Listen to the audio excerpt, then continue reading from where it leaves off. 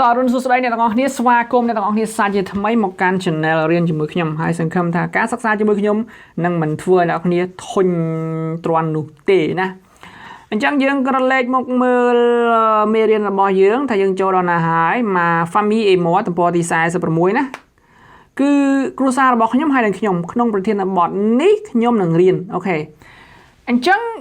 ថាយើងនឹងរៀនអ្វីណាតើតើនឹងមេរៀនថ្មីរបស់យើងគេដាក់ថាពណ៌នាមមនុស្សឬវត្ថុមួយនិយាយអំពីចំណង់ចំណូលចិត្តរបស់អ្នកប្រាប់ថាមនុស្សឬវត្ថុនៅឯណាប្រាប់ថាខ្ញុំនៅឯណាមកណាអញ្ចឹងអ្នកនរអានខ្លួនឯងណាខ្ញុំមិនអានទេ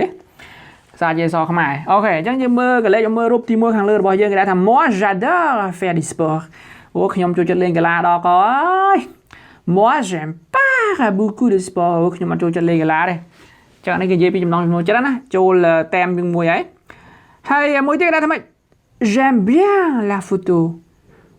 c'est qui là អូខ្ញុំចូលចិត្តរូបនឹងដល់ហើយនោះហួយណាគេនោះc'est ma grande sœur អូបងស្រីធំរបស់ខ្ញុំ elle étudie le droit à l'université ហើយគាត់កំពុងសិក្សាច្បាប់មានគាត់រៀនច្បាប់នៅសាកលវិទ្យាល័យអូអញ្ចឹងយើងមើលរូបខាងក្រោមគេบอกគេថា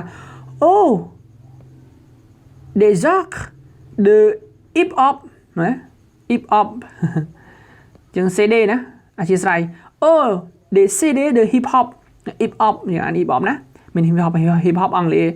ចឹងគឺជាកាសែត hip hop ណា Merci beaucoup Dara et Tida អរគុណមែនតើ Dara et Tida j'aime beaucoup ces CD de hip hop ណាចឹងខ្ញុំចូលចិត្តមែនតើខ្ញុំស្រឡាញ់តន្ត្រី hip hop ហ្នឹងញាក់កត្រាក់អារម្មណ៍ហ្នឹងណាអូខេអញ្ចឹងរូបទី1ទី2ទី3ខ្ញុំបានបកឲ្យអ្នកនាងស្ដាប់ហើយសង្ឃឹមអ្នកនាងនឹងអាចយល់ច្រើនណាតើតើនឹងការសិក្សាជាមួយនឹងសៀវភៅ Tous Ensemble niveau A1 អូខេឥឡូវយើងចូលទៅដល់ទំព័រទី47ហើយយើងឃើញចំណងជើងធំៗគេដាក់ថា après l'école មានន័យបន្ទាប់ពីចេញពីសាលាទៅណាបន្ទាប់ពីម៉ោងរៀនបន្ទាប់ពីការសិក្សាបន្ទាប់ពីចេញពីសាលាណាតាមយើងខ្ញុំបោះអានោះអត់ប្របាទេហើយគេដាក់តាមអាង leçons 7អញ្ចឹងយើងចូលដល់មេរៀនទី6ហើយទី7ហើយអធិស្ឋានអញ្ចឹងសង្ឃឹមថាអ្នកនរគ្នានឹងតាមតាន់ណាខំប្រឹងឡើងអ្នកនរគ្នាណាយើងប្រឹងទៅជាមួយគ្នាវាមិនអាចរៀនមួយថ្ងៃចេះទេបើរៀនមួយថ្ងៃចេះគេមករៀនអស់ហើយអូខេអញ្ចឹងគេដាក់ថា il y a combien d'élèves dans la classe អូខេអញ្ចឹងយើងឃើញអ្នកជីកង់ណាគេសួរគ្នាគេដាក់ថា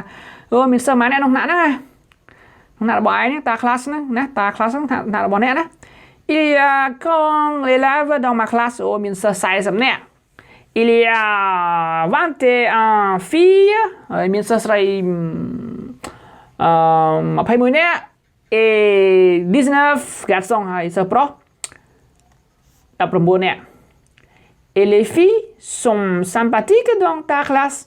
ហើយមើលទៅស្រីនៅក្នុងណាឯងយ៉ាងម៉េចដែរគួរឲ្យចាប់អារម្មណ៍ស្លូតបូតទេស្ពីភាសា oui et tu sais មែនតាហើយដឹងអត់ណាឯងដឹងអត់ក៏បានដែរ il y a Tevi la nouvelle élève អូយមានសិស្សស្រីម្នាក់នោះសិស្សថ្មីឈ្មោះ Tevi oui elle vient de Kampong Cham អូហើយនាងមកពីខេត្តកំពង់ចាម elle est très jolie អូស្អាតដល់កអូយet elle est très intelligent ហើយនាងរៀនបកកាយទៀតយើងមើលទៅអ្នកដែលជាមនុស្សដែលគួរឲ្យជាទីរាប់អានម្ដងណា comment est ton professeur de français ចុះយើងមិនគ្រូបារាំងឯងមិនដែរគ្រូភាសាបារាំងឯង mademoiselle Miss Sophie អ្នកគ្រូក្រមុំមានសុភាពហ្នឹងឯង elle est jeune et élégante អូយគាត់គឺក្មេងហើយមើលទៅរកពីគាត់អែមហ្មងលយហ្មងគាត់ប្រកែ qu'est-ce qu'elle porte ហើយគាត់ស្លៀកពាក់អីគេហងឯង elle porte toujours មិនណាគាត់ស្លៀកពាក់ជាទូទៅគាត់ស្លៀកពាក់រាល់ថ្ងៃជាhabitude ជាទម្លាប់របស់គាត់អាចថានិយាយកុំអានទេ un jupe bleu គាត់យូរទៅគាត់ស្លៀកពាក់សំពត់វែងពណ៌ខៀវ et un chemise blanc ហើយនឹងអាវពណ៌ស comment est ton professeur ហើយចុះគ្រូបារាំងរបស់ឯងវិញយ៉ាងម៉េចដែរ il est âgé ហើយគាត់ចាស់ហើយ grand et mince ហើយខ្ពស់ហើយស្គម c'est monsieur Hein គឺលោក Hein ហើយគ្រូ Hein ហ្នឹងណា il n'est pas célèbre et il explique très bien អូគាត់បញ្យល់ល្អគាត់បញ្យល់ល្អmademoiselle Miss Sophie est très gentille et patient អូហ្នឹងពីនេះគេអួតគ្រូគ្នាណាចឹងថាអូអ្នកគ្រូក្រមុំសុភាពហ្នឹងក៏ចិត្តល្អដែរហើយយកចិត្តទុកដាក់បរៀនសិស្សអូខេមែនទេសិស្សគេអួតគ្នាគ្រូនឹងគ្រូមួយអួតគ្រូមួយចឹងទៅអញ្ចឹងមេរៀនដំបូងរបស់យើងមានតែមេរៀនទី7របស់យើងដែលជាទំព័រដំបូងហ្នឹងបានចប់សពគ្រប់ហើយសង្ឃឹមថាអ្នកនរគ្នាយកទៅអានបន្តទៀតណាអូខេ